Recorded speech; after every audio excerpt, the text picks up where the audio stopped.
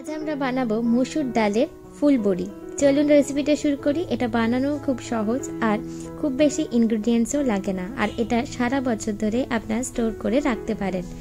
চলুন তাহলে রেসিপিটা শুরু করি। তার আগে চ্যানেলটা সাবস্ক্রাইব করে নেবেন আর পাশে থাকা বেল আইকনটা প্রেস করতে ভুলবেন না। এখানে মসুর ডালটাকে ওভারনাইট ভিজিয়ে রেখেছিলাম, তারপরে ভালো করে ধুয়ে জলটা ঝরিয়ে নিয়েছি। এরপর মিক্সিতে এটাকে খুব ভালো করে পেস্ট করে নেব। এটা যত ভালো করে বাটা হবে বা পেস্ট করা হবে, এটা তত সুন্দর হবে দেওয়ার সময়। আপনারা জলটা কম করে দিয়ে করার চেষ্টা করবেন, আর যদি পসিবল না হয় আপনারা শিলনোড়াতেও বেটে নিতে পারেন। দেখুন আমার এখানে পুরোটা বাটা হয়ে গেছে। এরপর এখানে আমি স্টিলের অনেকগুলো থালা নিয়েছি। সবগুলো থালাতেই সর্ষের তেল ভালো করে ব্রাশ করে দেব বা মাখিয়ে দেব। আমি এখানে হাত দিয়েই মাখিয়ে দিলাম। এর মাঝে আপনারা চ্যানেলটা সাবস্ক্রাইব করে নেবেন, আর রেসিপিটা ভালো লাগলে লাইক করতে ভুলবেন না, আর রেসিপিটা কেমন লাগলো কমেন্টে জানাতেও কিন্তু একদম ভুলবেন না। এরপর ওই মসুর ডালে যেটা বেটে রেখেছিলাম ওতে পরিমাণ মতো নুন দিয়ে দেব। এখানে আমি 1.5 টেবিল স্পুনের মতো নুন দিয়েছি, আর পরিমাণ মতো কালো জিরে দিয়ে দেব, আর পরিমাণ মতো লঙ্কা গুঁড়ো দিয়ে দেব। ঝাল আমি এখানে একটু এটা বেশি দেওয়ার চেষ্টা করেছি, তাই লঙ্কার গুঁড়োটা একটু বেশি দিয়েছি। আপনারা যদি ঝালটা কম খান তাহলে ঝালটা সেই মতো পরিমাণ বুঝে দেবেন। দিয়ে এটাকে খুব ভালো করে হাত দিয়ে মাখিয়ে নেব।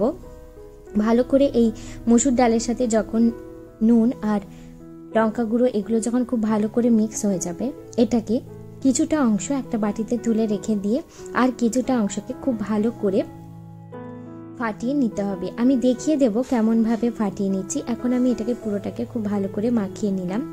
যখন ভালো করে মাখানো হয়ে যাবে তখন কিছুটা পরিমাণ তুলে রেখে দেখুন আমি কিভাবে ফাটাচ্ছি। এটা যত ভালোভাবে ফাটানো হবে এটা তত হালকা হবে এবং শক্ত কম হবে। দেখুন আমি এইভাবে নিয়ে 10 থেকে 15 মিনিট কন্টিনিউয়াসলি নাড়তে থাকবো, তাহলেই ফাটানো হয়ে যাবে। এরপর ওই আগে থেকে সর্ষের তেল মাখিয়ে রাখা তেল লাগানো থালাগুলোতে ছোট্ট ছোট্ট করে দিয়ে দেব। এটার নামই ফুল বড়ি, যেহেতু এটা ছোট্ট ছোট্ট ফুলের মতো দেখতে হয়। আমাদের রেসিপিটা কেমন লাগলো আমায় কমেন্টে জানাতে কিন্তু একদম ভুলবেন না।